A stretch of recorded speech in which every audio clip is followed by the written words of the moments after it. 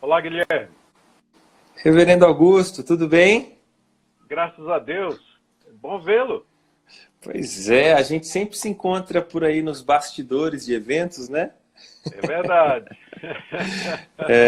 Que bom que Deus nos aprove essa oportunidade, pastor.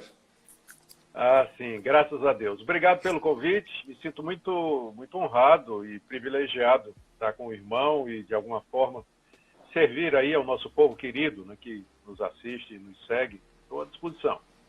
Amém. Deixa eu te fazer uma pergunta inicialmente. Como o senhor gosta que se referem a você? Pastor, reverendo, doutor?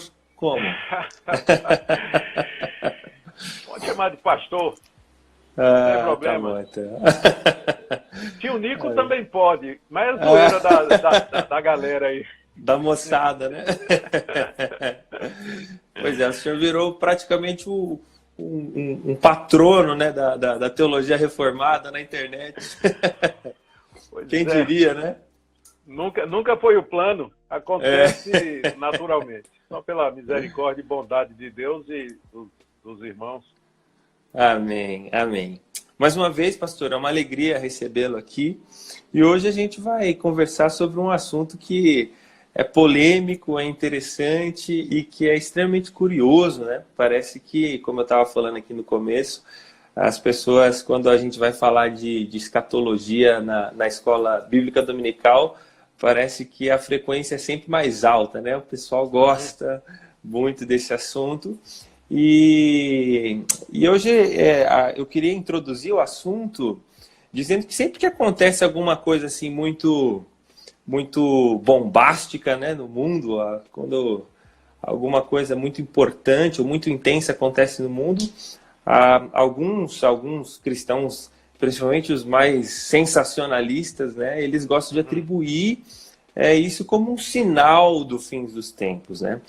E esse ano tem fornecido um prato cheio dessas coisas, né? Então, logo lá, eu me recordo que lá no dia 2 de janeiro, se não me falha a memória, os Estados Unidos bombardeou lá o aeroporto em Bagdá Uhum. e houve a morte lá do general lá, o Soleimani, né? A gente teve aquela temporada de incêndios na Austrália, a gente teve chuva aqui em Minas, enfim, mais recentemente agora também a chuva de gafanhotos, né? Sem contar a geopolítica mundial, que é sempre Sim. inflamada, né? A Uhum. polarização aqui no nosso país, né, que está chegando em níveis inimagináveis, né? E mais recentemente agora esses ciclones, né, atingindo aí o sul do nosso país. Enfim, será que a gente finalmente está chegando no fim do mundo, no fim dos tempos? Então, para essa nossa conversa hoje, a gente está recebendo o reverendo Augustus. E eu queria começar as perguntas, pastor, é, primeiro delimitando um pouco o tema, né? Na teologia nós usamos esse termo, né? Escatologia, né? Então, para um leigo entender, o que é escatologia? Tá certo. A palavra escatologia é uma palavra composta, uma palavra grega composta de duas palavras, que é eschatos, que significa fim ou último, e logia, que significa estudo. Então, literalmente, escatologia é o estudo das últimas coisas. E a gente divide a escatologia em duas categorias. Tem a escatologia individual, que ela estuda o que é que acontece com os indivíduos depois da morte e na sequência do plano de Deus. O que é que vem para o indivíduo, né? Então, a escatologia individual foca mais na minha situação, quando eu morrer, para onde é que eu vou, se posso voltar, se não posso, e por aí vai. E tem a escatologia propriamente dita, que trata dos eventos relacionados com o fim da história desse mundo conforme nós o conhecemos. E que aí envolve, certamente, o retorno de Cristo, a ressurreição final dos mortos, o julgamento, o juízo final e o destino eterno das pessoas, quer seja no sofrimento eterno, quer seja na vida eterna. Então, é isso que a palavra significa, o estudo das últimas coisas, ou no âmbito individual, ou no âmbito da coletividade, da história, né, do mundo em geral. É isso aí. Perfeito. E parece-me que um dos principais, ou o principal livro da Escritura que fornece fonte, assim, que é a fonte dessa temática é o Apocalipse, né? Sim, sem dúvida. O próprio livro, o título dele é tirado do versículo inicial. Apocalipse é a tradução da palavra grega que significa revelação. E é, mais uma vez, uma palavrinha interessante, composta de uma preposição apo, que significa a partir de, e calipto, que significa vedar ou colocar um véu. Apocalipto significa tirar o véu, daí o termo revelar. Né? Então, no livro de Apocalipse, Deus tira o véu das coisas futuras e nos permite enxergar qual o plano dele. O que é que ele tem planejado, quais são as etapas do que ele, na eternidade, dispôs para a raça humana, de acordo com sua sabedoria, com seu santo propósito em Jesus Cristo. Mas seria um equívoco a gente dizer que só o livro de Apocalipse trata das coisas futuras. Nós encontramos nos próprios evangelhos o Senhor Jesus Cristo se referindo com bastante frequência a questões escatológicas, e entre os escritores das cartas, particularmente Paulo e Pedro, sem também excluir o apóstolo João, eles tratam bastante do futuro da raça, do plano de Deus, o que é que nos espera ainda no futuro. Perfeito. Eu acredito que a maior parte dos enigmas e das discussões acontecem em torno do livro do Apocalipse, porque ele é um livro que ele é difícil de abordar, difícil de interpretar, né? Da onde vem essa dificuldade? Assim? Vem da própria natureza, do gênero literário do Apocalipse. Ele não foi o apóstolo João que inventou esse gênero, não é?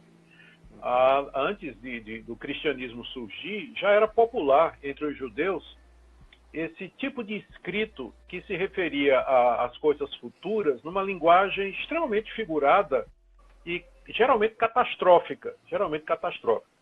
Então você tem o segundo livro de Esdras, por exemplo, que é um livro que tem esse tom bastante apocalíptico, e é um livro apócrifo, naturalmente, né?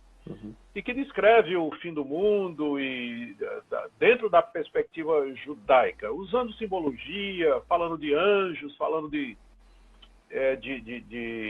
acidentes naturais, calamidades naturais e tudo mais. Então, a própria natureza do livro, o seu gênero literário, ele já dificulta a compreensão, porque é como se ele trouxesse, ao contrário, por exemplo, dos evangelhos, que são históricos, né, o livro de Atos, ou até as cartas, que são mais, também tem muita narrativa,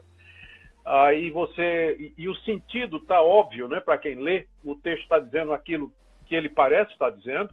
Já no livro de Apocalipse, a gente tem que interpretar, né, o simbolismo, aquelas figuras que são usadas, e aí, como ele exige um alto nível de grau de interpretação, então aparecem as divergências e as dificuldades.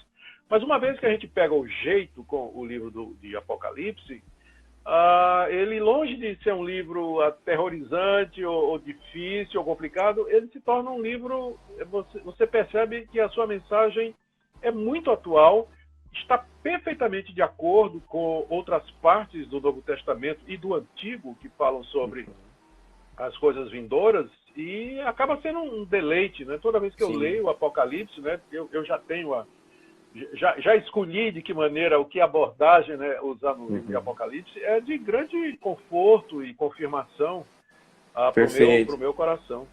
É isso que eu sinto também. É um livro, a despeito de todas as figuras, é um livro que é extremamente consolador, né? Extremamente consolador. E, perdão, pastor, o senhor se referiu aí a diferentes abordagens, né? Então a gente poderia chamar aí de escolas escatológicas, né? Sim, sim. Quantas elas são e quais assim as principais diferenças entre elas? Certo. Eu vou falar dessas escolas escatológicas, tendo como referencial, para mostrar as diferenças entre elas, tendo como referencial a questão do milênio, que é uma questão bem central, né, quando o pessoal discute escatologia. E está baseado lá na interpretação de Apocalipse. Deixa eu me ler aqui, vou jogar aqui na minha tela, só um minutinho, que aí é bom para eu não dizer bobagem. Apocalipse 20. Apocalipse 20, né? Diz aqui, ó. João diz que viu descer do céu um anjo que tinha na mão a chave do abismo e uma grande corrente, segurou o dragão, a antiga serpente, que é o diabo Satanás, e o prendeu por 1000 anos. Lançou no abismo, fechou, pôs selo sobre ele, para que não mais enganasse as nações, até se completar os 1000 anos. Depois disso é necessário que ele seja solto por um pouco de tempo. A pergunta que muitos fazem, né? Claro, como entender esses 1000 anos? São 1000 anos literais, e eles serão em que altura? Na sequência dos eventos, eles vão acontecer a que altura? Então você tem basicamente 3 posições que discordam entre si, divergem entre si na interpretação desses 1000 anos. Aliás, antes de entrar nelas, é bom a gente lembrar que todas essas grandes posições escatológicas, elas concordam nos pontos centrais. Cristo vai voltar, vai ter ressurreição dos mortos, vai ter juízo final, vai ter novo céu e nova terra, e vai ter inferno eterno para os ímpios. Então, todas essas posições concordam. A dificuldade é como a sequência, e vai ter milênio, né? E o milênio é a realidade. Então, a pergunta é, qual a sequência e onde cada parte se encaixa?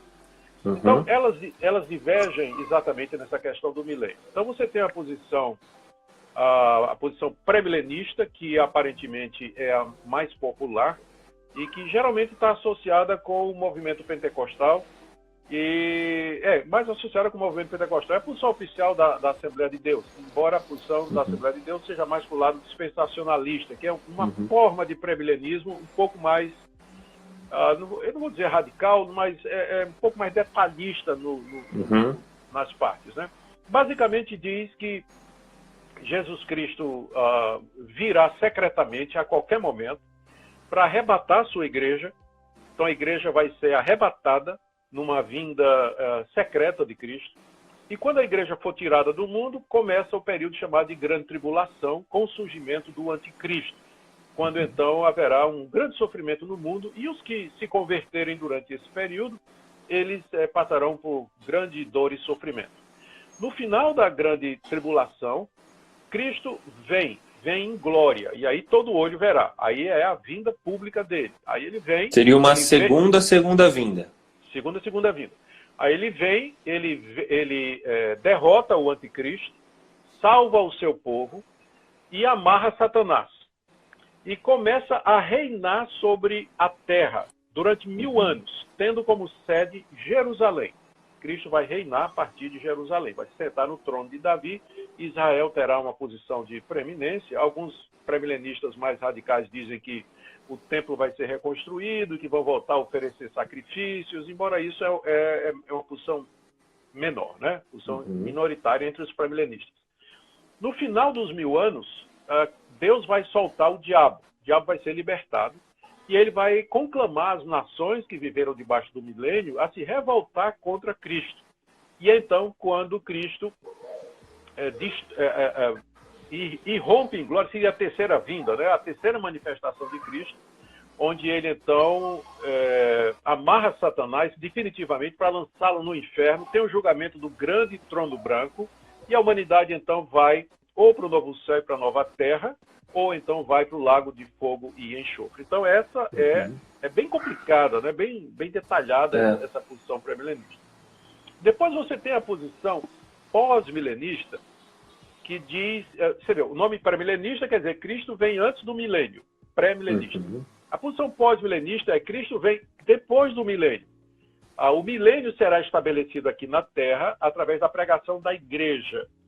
E à medida que as nações forem se convertendo, então esse é o reino, esse é o milênio, é um reinado de paz de Cristo aqui nessa terra, sem a presença física dele, mas a igreja sendo instrumento de levar o evangelho a todas as nações. E lá no fim, então, Cristo retorna, mas retorna para um mundo evangelizado, retorna para um mundo que está em paz, para ficar finalmente no meio do seu povo, e aí inaugura o novo céu e a nova terra. Então Cristo vem depois do milênio. E tem a posição que é a posição que eu considero a posição menos complicada, todas elas têm dificuldades, mas essa eu considero aqui a menos complicada e que melhor reflete o ensino bíblico, que é a posição chamada de amilenista. Quer dizer, não há milênio literal, né? O milênio ele é espiritual. Ou seja, quando Cristo ressuscitou dos mortos e subiu aos céus, ele se sentou à direita de Deus no trono do universo. E ele já começou a reinar, como a Bíblia diz, que Cristo já reina. Então, Sim. ele tem toda a autoridade no céu e na terra, e ele está reinando no céu com aqueles que já morreram, os anjos estão lá, espiritualmente sobre sua igreja, e guiando o mundo de acordo com o propósito que ele tem. Satanás já foi amarrado, não no sentido de imobilizado, mas no sentido de que ele foi limitado. Ele não pode mais enganar as nações como ele fazia antes da vinda de Cristo, uma vez que o evangelho agora vai para todo mundo. O próximo passo que nos aguarda, de acordo com a posição amilenista, é o início da grande tribulação. Até lá, nós vamos passar por tudo isso que você tão bem enumerou aí no início da nossa live. Vai ter calamidades, vai ter pestes. Cristo disse que tudo isso haveria de acontecer, mas ainda não era o fim. Ainda não era o fim.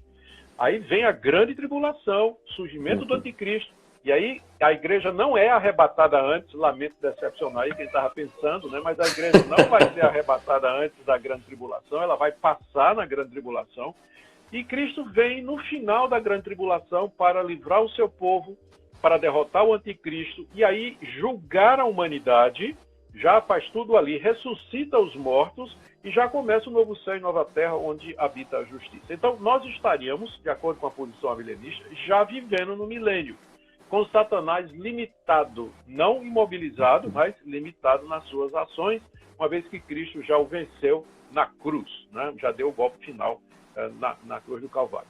Então, essas são as posições mais comuns, Guilherme, e naturalmente isso vai influenciar na leitura do livro de Apocalipse, especialmente o capítulo 20, né? Onde os amilenistas, por exemplo, vão interpretar figuradamente o milênio, e os pós-milenistas e amilenistas vão querer uma forma mais literal de interpretação ali. Perfeito, perfeito. Então agora vamos trabalhar com essa abordagem amilenista a partir de agora. O senhor já deu um panorama geral, mas eu acho que seria interessante se a gente falasse um pouquinho mais específico sobre algumas coisas. Por exemplo, haverá uma grande tribulação? Não tem unanimidade dentro dos amilenistas, não tem unanimidade sobre esse ponto. Por quê? Porque quando a Cristo se refere à grande tribulação, lá em Marcos capítulo 13, ele fala em termos que podem ser interpretados como se referindo à destruição de Jerusalém. Que foi de 70, fato né? Grande, exatamente, no ano 70. Mas foi realmente um sofrimento muito grande. Milhares de judeus morreram ali dentro das muralhas de Jerusalém, tentando defender o templo. Os exércitos romanos, sob a liderança do general Tito, filho de Vespasiano, que era o imperador, eles não tiveram piedade, né? Mataram velho, criança, mulheres, todos, né?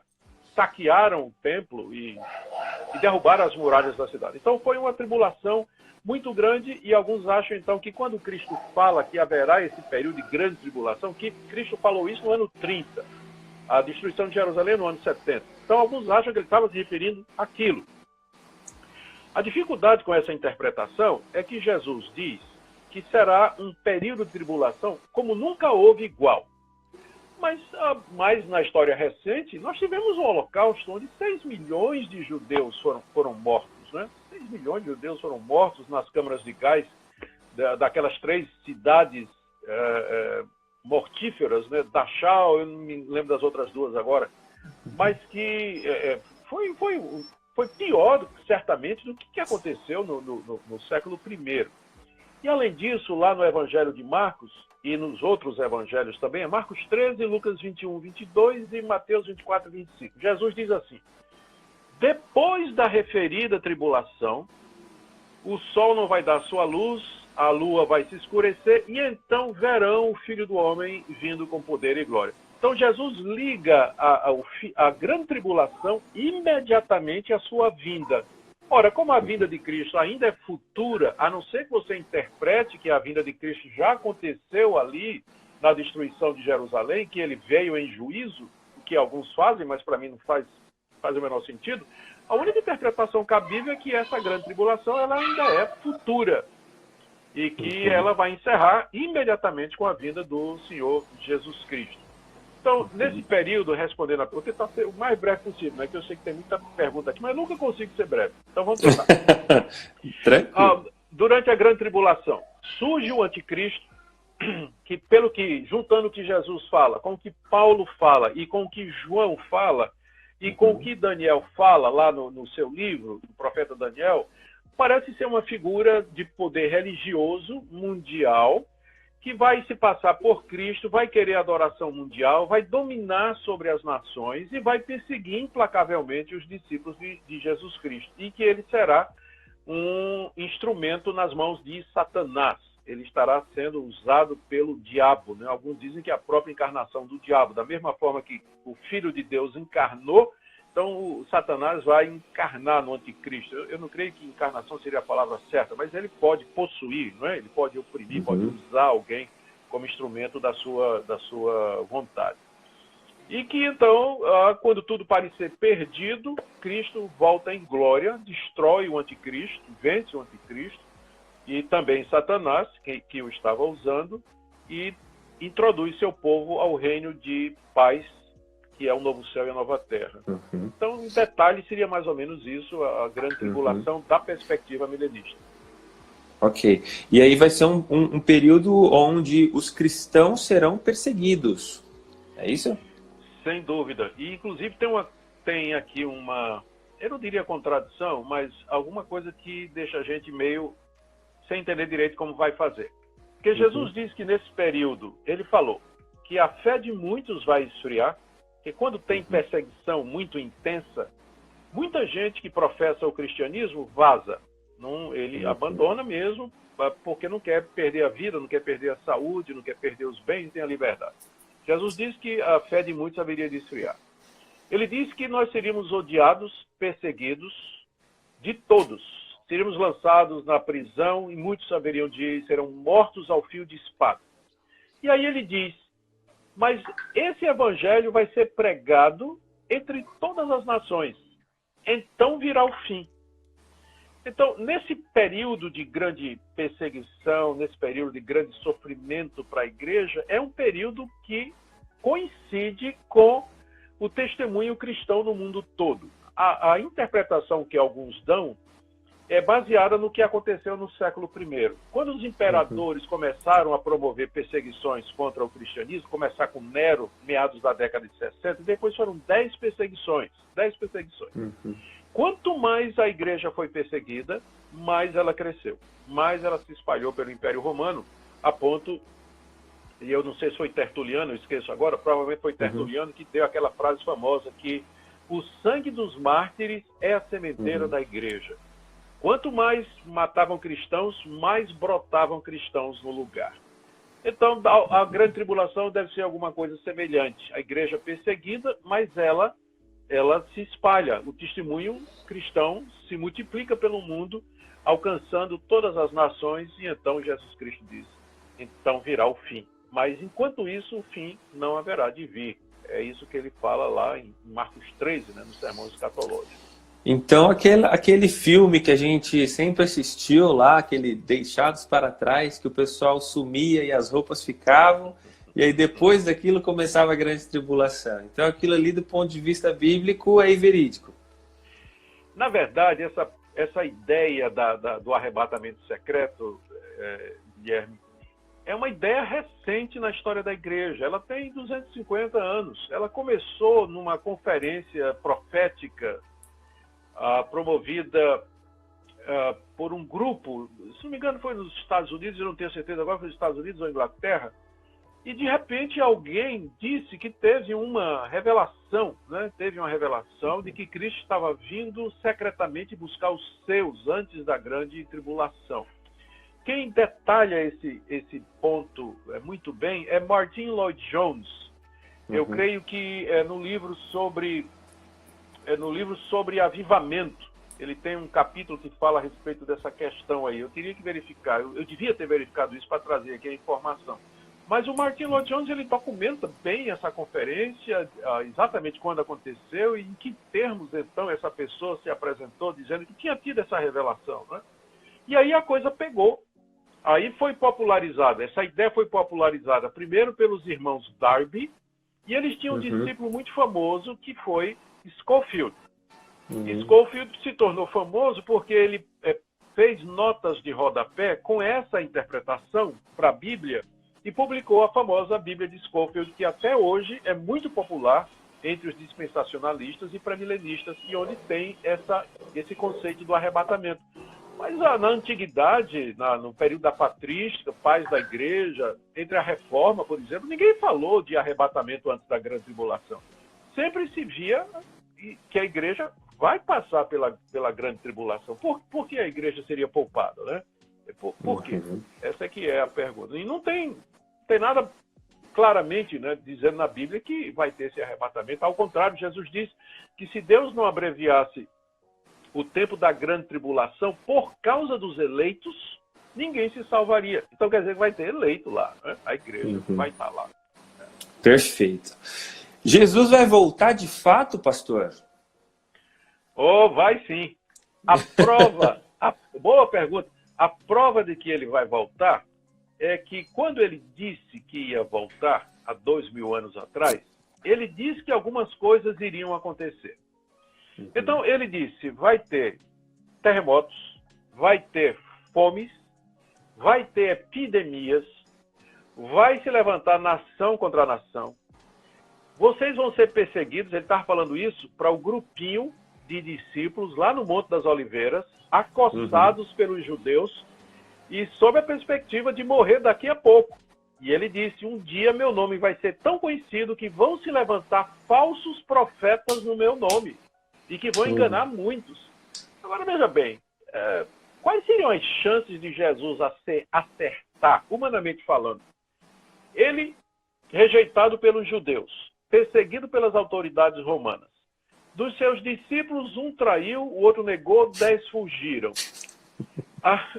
O mundo vivia em paz. A paz romana, ainda que militar, mas o mundo vivia em paz ali. Não tinha guerra, porque o Império Romano proibia que as nações se degladiassem. Não tinha isso. Era um período de prosperidade dentro do Império Romano, né? Então, falar em fome, falar isso tudo. Entretanto, mesmo contra a corrente dos eventos na época e contra todas as expectativas, Jesus falou: os meus discípulos vão se tornar uma grande multidão a ponto de aparecer gente dizendo que sou eu. Eles vão evangelizar o mundo todo. Vocês vão crescer tanto que vocês vão ser perseguidos pelas autoridades, pelos reis, pelos príncipes, pelo sinédrio e tudo mais. Vai ter guerra e sobre guerra, nação se levantando contra a nação. Vai ter terremotos, vai ter pestes, vai ter fome e tudo mais. Tudo que Jesus disse aconteceu perfeitamente. Por que que ele erraria, então, na predição da sua vinda, né? Se ele acertou essas, né, ele também vai acertar. Aliás, essa é a razão pela qual ele mencionou essas coisas. Não é para dar proximidade da sua vinda. Esse é o engano. O pessoal pensa que esses sinais, né, estão dizendo, ele está chegando amanhã. Não. Esses sinais têm como objetivo provar a veracidade das palavras de Jesus e nos dar certeza da sua vinda, que ele profetizou também. Ele disse que ele voltaria nas nuvens do céu com poder e grande glória para julgar o mundo. Como é que eu sei que isso vai acontecer? Porque tudo mais que ele falou aconteceu, exatamente como ele disse. Perfeito. O senhor citou aí a figura do anticristo.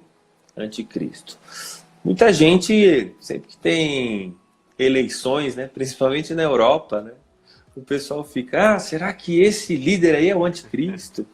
Ou então o pessoal diz assim, será que o islamismo é o anticristo? Né? Alguns já sugeriram que talvez o Papa fosse o anticristo, né? Sim. Durante a reforma... que vai ser a... Sim, os reformadores entenderam. Quem de fato... Como vai se dar a ascensão do anticristo? E quais características assim fundamentais essa liderança, esse sistema ou esse homem vai ter para que a gente possa dizer assim, não, de fato esse daí é o anticristo? Como você já está implícito aí na sua pergunta, tem quem acredite que o anticristo, na verdade, seria um sistema opressor, e outros que creem que será uma pessoa, que é a minha opinião. Eu creio que a evidência bíblica aponta muito mais para uma pessoa do que para um sistema. O apóstolo Paulo se refere a ele como sendo o homem da iniquidade, o filho da perdição. Tessalonicenses, né? Tessalonicenses diz que ele vai fazer sinais e prodígios de mentira para enganar os que não receberam o amor da verdade. Ele é descrito pelo apóstolo João no livro de Apocalipse como aquela besta que sai do mar, que tem domínio mundial, e acoplada à besta que sai da terra, que faz sinais, prodígios, enfim. E lá no livro de Daniel, que é onde tudo começa, né, o anticristo começa lá em Daniel. Ele é chamado da abominação desoladora, aquele que nas suas asas traz abominação. E que era uma referência a Antíoco Epifânio IV, que 250 anos antes de Cristo dominou a nação de Israel, era a dinastia dos Seleucidas, e ele então desacralizou o templo, sacrificando um porco no altar, e querendo proibir que os judeus se reunissem nos sábados, que falassem hebraico, enfim, ele tentou realmente suprimir a religião de Israel. E foi quando teve a revolta dos Macabeus. Então, alguns dizem, e eu penso assim, que o primeiro cumprimento da profecia de Daniel, que haveria de se levantar a abominação desoladora, foi com Antíoco Epifânio. Só que Cristo ressuscitou essa profecia. Ele disse, quando vocês virem a abominação desoladora no lugar onde não deve estar, quem lê entenda, né, como falou o profeta Daniel, então fujam. E aí a próxima aplicação disso aí é os exércitos romanos invadindo Jerusalém. E aí Jesus Cristo diz que isso ainda não é o fim, e aí Paulo pega o tema e desenvolve apontando mais adiante. Na primeira carta que ele escreve aos Tessalonicenses, Paulo falou da vinda de Cristo. E os Tessalonicenses entenderam que era alguma coisa imediata. Tinha gente vendendo propriedade, gente que parou de trabalhar. Paulo escreveu segundo aos Tessalonicenses para corrigir isso, dizendo, não acontecerá sem que primeiro surja o anticristo, o filho da iniquidade. Então, apontando para o futuro. E o apóstolo João, lá na sua primeira carta, ele fala de que os anticristos já estão no mundo. Ele se referia aos falsos profetas. Então, fechando aí, né, quando a gente examina toda essa informação bíblica, qual é o quadro que a gente tem? Que o espírito do anticristo, ele já está presente entre nós. Opa, estou ouvindo aí uma motocicleta. Exatamente. 4 cilindros aí, motor aberto, deve ser. É isso mesmo. Dos tipos que o senhor gosta.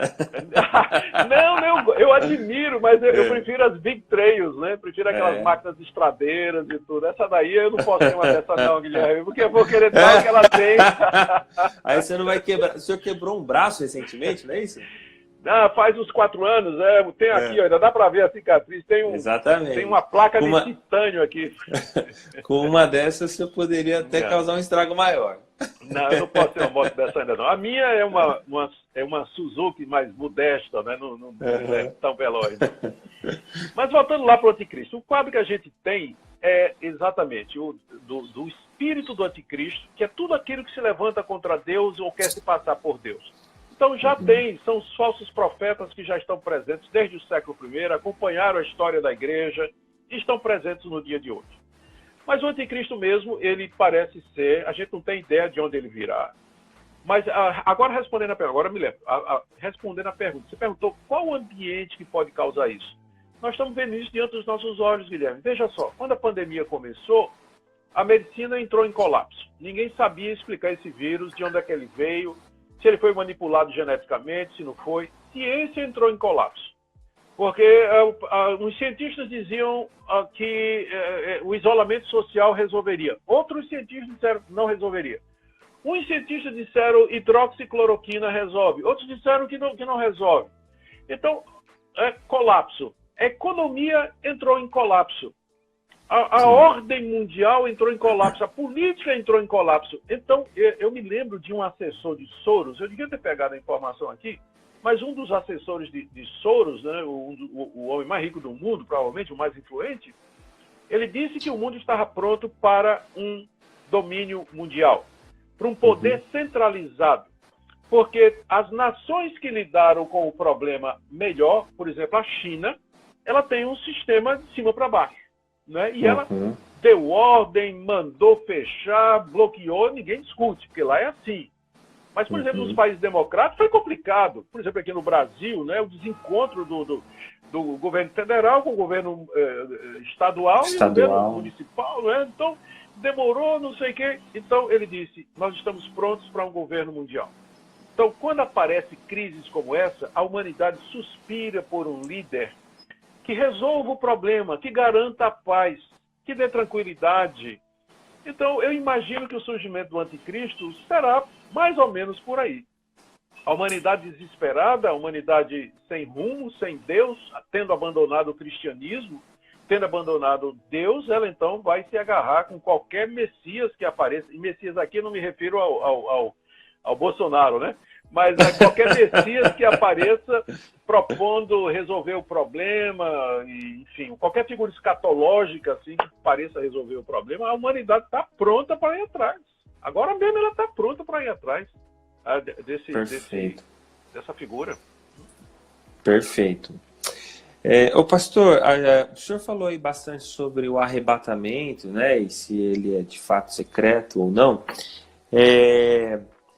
Mas o fato é que a Escritura utiliza esse termo. Utiliza. O que seria então o arrebatamento da igreja? Deixa eu pegar aqui o texto.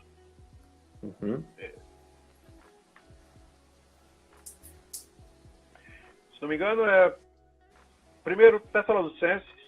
Sim. Deixa eu achar ele aqui. Se você já achou antes de mim, está aqui. Está aqui, ó.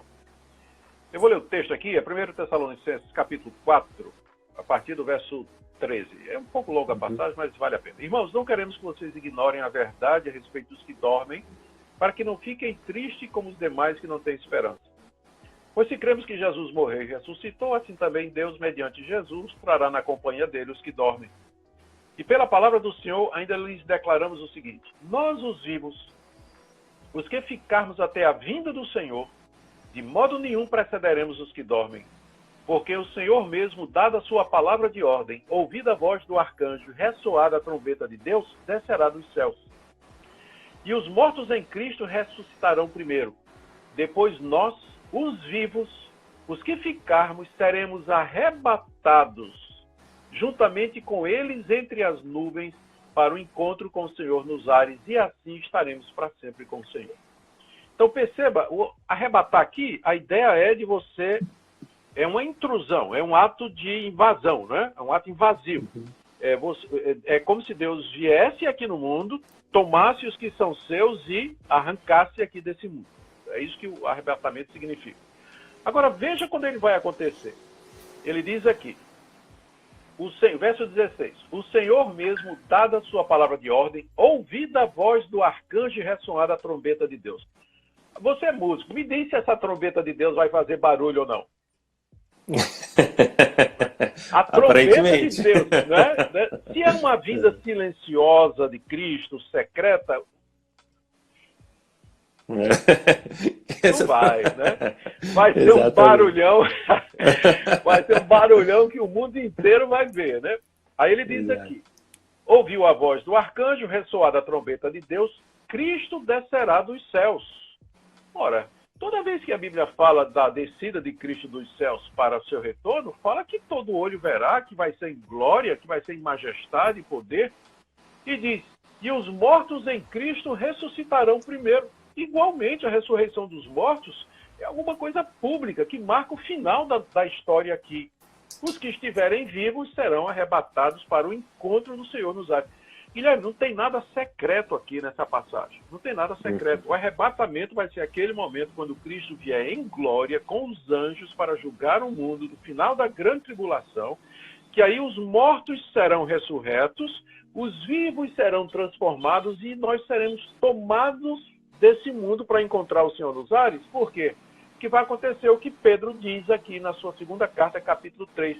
Deus vai destruir o mundo por fogo. Por fogo. Os elementos serão desfeitos, serão abrasados. E da matéria que sobrar, desse derreter do universo existente, Deus fará um novo céu e nova terra, onde habita a justiça e onde nós estaremos com os corpos glorificados. Não tem nada de arrebatamento secreto na Bíblia. Arrebatamento é nosso encontro com o Senhor quando Ele vier em glória para o encerramento da história desse mundo como nós conhecemos. Amém. Deus seja louvado. Ô pastor, então, esses acontecimentos recentes, eles podem ser encarados assim pelos cristãos como uma espécie de sinal do fim?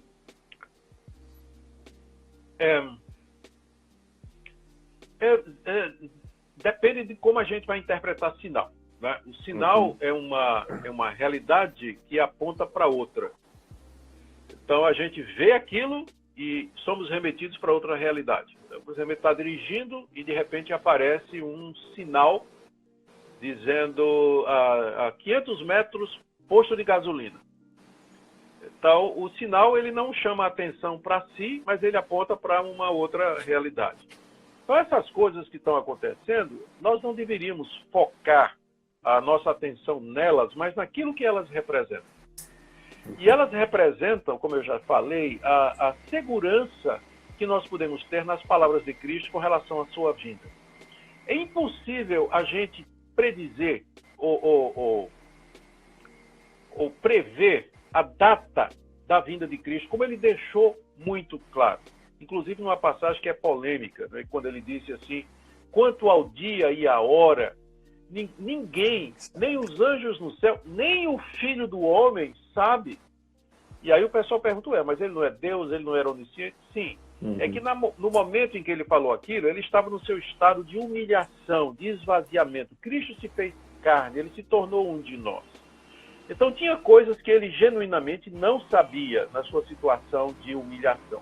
É claro que depois da sua ressurreição, quando ele sobe aos céus e é exaltado e glorificado, ele agora sabe todas as coisas. Inclusive ele está no controle da história, dirigindo tudo para o momento da sua vinda. Mas ele mesmo, quando estava aqui, ele não sabia. E isso para deixar claro, ou para impedir qualquer tentativa nossa de predizer. E nós temos exemplos históricos aí de furadas incríveis, né? Testemunhas de Jeová, os adventistas, né, marcaram. Sim. E mesmo entre alguns grupos pré-milenistas, marcaram. Eu conheci um pastor muito próximo da nossa família, que ele marcou a vinda de Cristo para a década de 70. Né? Ele fez uma conta lá, depois que a nação de Israel foi reconhecida como nação, ele disse que a partir dali seria uma geração, fez as contas e marcou no ano que aconteceu, né, para a decepção de todo mundo. Né? Mas decepcionante, todas as tentativas até agora de marcar a data da vinda de Cristo têm falhado redondamente, exatamente porque ninguém sabe, não tem como saber. Os sinais nos dizem que ele virá. Virá com certeza. Quando ele virá, nós não sabemos. Pode ser repentinamente, o mundo está pronto para o anticristo, né? Está pronto se o anticristo quiser aparecer. Né? Se for o momento, o mundo está pronto para ele. Não leva muito tempo, não. Então, não sabemos. Perfeito. E é por isso que ele tem que viver esperando e vigiando. Ele não sabe o dia. E essa é exatamente a última pergunta. Porque a nossa live de quinta aqui, ela é uma live... ela não é sobre teologia propriamente. Então a gente sempre pega um tema do cotidiano e a gente articula esse tema dentro da teologia. Então a gente já falou sobre educação de filhos agora no período de pandemia. Nós já falamos sobre os linchamentos virtuais, né, que acontecem aí, com assassinatos de reputação aí na internet. Já falamos de várias coisas assim, que fazem parte do cotidiano, para justamente mostrar para a nossa audiência que teologia é uma coisa prática, é uma coisa que influencia a forma como a gente vive. Não é uma coisa de acadêmico, não é uma questão só de estudioso, não é só de pastor, mas teologia é uma coisa que influencia... evidentemente, todas as áreas da vida do cristão, né? Então, para a gente encerrar e cumprir esse propósito, eu queria que o senhor desse uma palavra pastoral no sentido de que, como então que a gente vai viver todas essas informações aí que são para a mente e para o coração, né? Como isso vai ter implicações práticas, né? Como então nós vamos viver a partir disso que nós sabemos? Excelente pergunta, Guilherme. A escatologia, ela tem uma influência tremenda no nosso comportamento, mesmo que as pessoas não estejam conscientes de que elas são pré-milenista, ou amilenista ou pós-milenista. Uhum. Então, vou exemplificar. No seu caso e no meu, nós somos amilenistas. Nós cremos que o mundo, ao contrário dos pós-milenistas, nós cremos que o mundo vai ficando cada vez pior e a crise vai aumentar até o surgimento da grande tribulação e nós vamos passar na grande tribulação. Então, o que é que isso provoca em mim? Eu me resigno a isso. Eu digo assim, eu tenho que me preparar. Quando o sofrimento bate à minha porta, eu não fico assim, Deus, espera aí, eu sou teu filho. O que está acontecendo comigo? O que é que eu fiz para merecer isso? Não, a gente sabe que isso vai acontecer. A gente sabe que a gente está sujeito a tudo isso. Então, a minha perspectiva escatológica me ajuda a enfrentar o sofrimento, a enfrentar essa pandemia. Então, quando a pandemia chegou, não é, que veio aquela catástrofe, aquele medo terrível em todo mundo, muita gente ficou desesperada. Mas era gente que tinha uma escatologia equivocada. Quem tem uma escatologia boa, ele encaixa esses acontecimentos naquele cronograma que Jesus falou. Ele vê um quadro maior e se aquieta, sabe que Deus está no controle. E ele então se prepara para enfrentar essas dificuldades. Se for preciso, perder os seus bens, perder a saúde, perder a vida, né? Mas ele está preparado para isso, porque de antemão a escatologia já o equipou para isso, Você pega, por exemplo, o contrário, o pessoal que está crendo que vai ser arrebatado antes da grande tribulação. Chega a grande tribulação, ele não é arrebatado e se vê de cara com o anticristo. A angústia, a dúvida, o medo, enfim, a decepção profunda. Então, no nosso caso, como é que isso influencia a gente? Prepara a gente para o sofrimento. Então, eu devo olhar para essas dificuldades como parte do plano de Deus para a humanidade. É preciso que essas coisas aconteçam. Isso me prepara para a evangelização. Eu tenho que pregar a palavra de Deus enquanto essa oportunidade me é dada, enquanto a liberdade de religião e de expressão não é tirada do Brasil. Isso me dá compaixão pelos meus irmãos e amigos. Eu sei que eles estão sofrendo e eles precisam de ajuda, eles precisam de uma palavra amiga. E isso me ajuda a viver uma vida santa, Guilherme, porque o Senhor Jesus, ele pode retornar a qualquer momento. Ele pode retornar a qualquer momento. E eu quero estar pronto, vigilante, para quando ele vier em glória, para julgar o mundo, para buscar o seu povo e nos reunir. Então, vigilância, compaixão, evangelismo, submissão aos sofrimentos, tudo isso são implicações práticas da posição escatológica que a gente tem, particularmente dessa que eu estou defendendo, que eu sei que é a sua posição também. Sim. E nós cremos que é a melhor interpretação do que a Bíblia nos fala sobre o futuro. O senhor tocou aí no ponto da evangelização. Eu acho que quem é milenista tem motivos de sobra para pregar. Porque, por exemplo, quando o Evangelho de Lucas lá registra que os gregos chegaram para falar com Jesus, né? E aí Jesus entra numa espécie de um monólogo, assim, ninguém entende nada, né? Mas aí no final Jesus, a resposta básica de Jesus é: não, ainda não é a hora, mas quando eu for levantado da terra, então todos atrairei a mim, né? Isso é lindo, porque assim, se o príncipe desse século ele tá preso, então a gente pode entrar e saquear a casa, né? Então a confiança de que aqueles que são de Deus serão chamados eficazmente faz com que a gente pregue com ímpeto, porque quem está ali do nosso lado dizendo vai lá e prega é aquele mesmo quem disse: toda autoridade me foi dada no céu e na terra, então meu nome vai ser glorificado tanto naqueles que recebem e acolhem, quanto no nome daqueles que rejeitam, e eles foram criados para esse dia, enfim. Então isso nos dá a certeza de que a nossa pregação ela é sempre eficaz, ela sempre cumpre o propósito, seja de condenação, seja de salvação. Agora, se o príncipe desse século tivesse solto enganando as nações por aí, a gente ficaria muito possivelmente frustrado e decepcionado em muitas vezes. Exatamente. E você ter focado nisso, porque geralmente a posição amilenista ela está mais dentro do campo reformado. Os Sim. reformados que enfatizam a soberania de Deus, a eleição, a predestinação, a maioria deles segue a linha amilenista, não exclusivamente. Tem muita gente reformada boa que é pré-milenista, pós-milenista, mas a maioria sempre foi dentro do campo amilenista. Muito bom. Parece que é um caminho meio que natural, assim, né? Parece que é uma concatenação bem natural. Pastor, foi uma alegria recebê-lo aqui mais uma vez. Muito obrigado. Eu aqui agradeço, foi um privilégio estar contigo e aproveito para dizer que amo o Projeto Sola, as músicas de vocês, uma combinação de boa, rara combinação de boa teologia e música que dá gosto a gente escutar. Deus continue abençoando o trabalho de vocês. Bem. Muito bom, obrigado. Deus abençoe o pastoreio, a família, Bem. a vida aí em Recife, e que tudo continue sendo somente para a glória de Deus. Amém. Obrigado. Amém? Um abraço. Deus abençoe, gente.